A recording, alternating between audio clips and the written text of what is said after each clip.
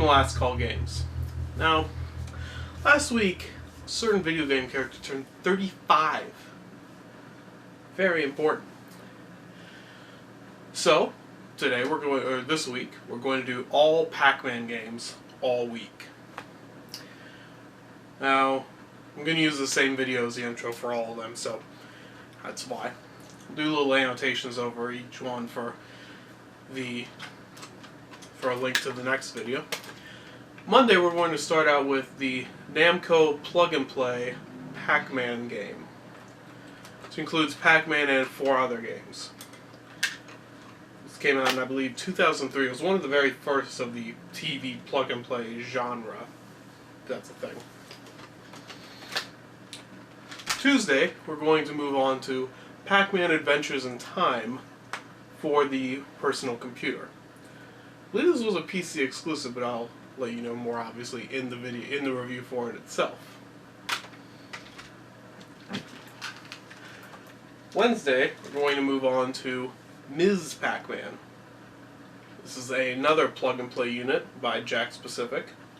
It's a sequel and included Ms. Pac-Man and 4 different games, including Pole Position, which included this interesting twist mechanic. I'll talk about that later in the video itself, obviously.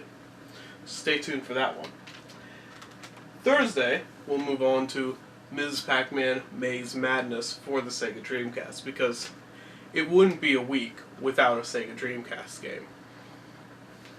Finally, we'll end up on Friday with yet another plug-and-play unit, Super Pac-Man, which includes 4 different Pac-Man games. Pac-Man, Super Pac-Man, Pac and Pal, and I believe Pac-Man Plus. Including also has this little joystick that's shaped like Pac-Man. Not sure how well that shows up. It'll show up better in the video itself, in the review.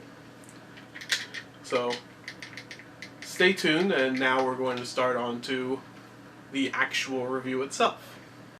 Finally at the end of Pac-Man week. Whew. So today we're going to take a look at the final plug-and-play unit that I have. I believe this one was also made by, Jakks Pacific. This is the Super Pac-Man game. Now, not sure how well it'll show up because my camera does not focus very well. But the joystick ball is actually shaped like Pac-Man. I think it's a cute little touch. So, this one actually is interesting in the fact that it has a game that I don't believe has been released on any other museum mix so far. Or at least it's not as easily available.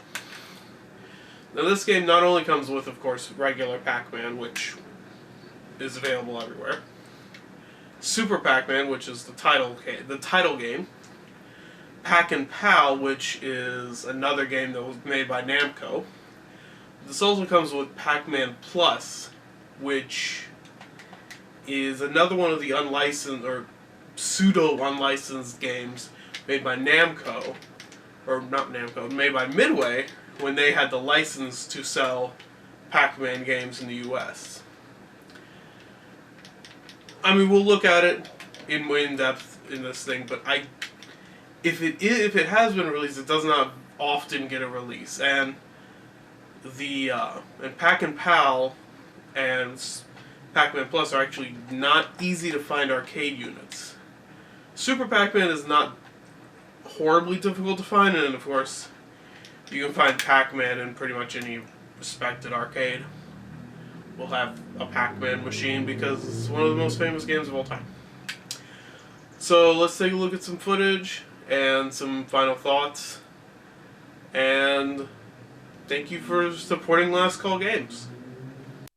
One of the later plug-and-play releases is the Super Pac-Man unit, which, unlike the other ones, only has 4 games, but they're all Pac-Man games. Just like so much Pac-Man. You got regular Pac-Man, Pac-Man Plus, Super Pac-Man, and Pac and Pal. Pac-Man Plus is a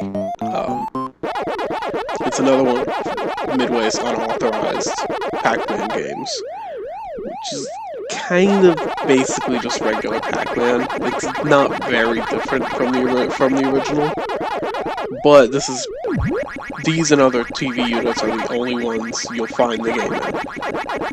So that's a big thing.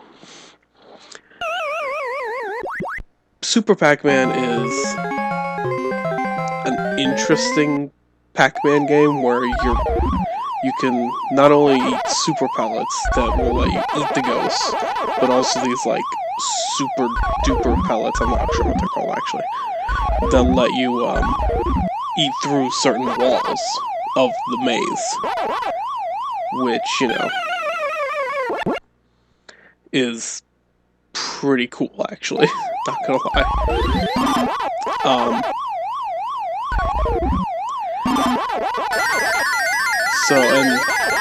But again, it's and also, in order to get to the items, you have to eat keys that will open up the area. It's a little awkward, but it gives the game more playability, instead of just go around and eat all these things.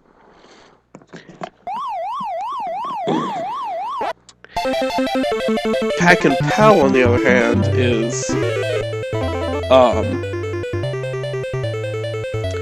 about it's also you have to eat keys in order to open up doors, but you have to, instead of getting tons of dots like you do in the other games, you actually just have to get certain items throughout the stage. And also there's another character called Miru, I think? Miru? Yeah, I think that's it. Who also grabs the items, and you get more points if you take them from her. But if she grabs them and takes them to the end stage, you can they'll still end the level. It's not really the best, but it's also an interesting little twist on the Pac-Man maze game style that the original game had. Now, unlike the other Pac-Man unit and the Ms. Pac-Man unit that I talked about on Wednesday, this one actually does have a game that's exclusive in Pac-Man Plus. Is that worth it? It's buying itself? Probably not. But if you're really interested in Pac-Man, then you kind of should. It's something you'll probably want to be interested in.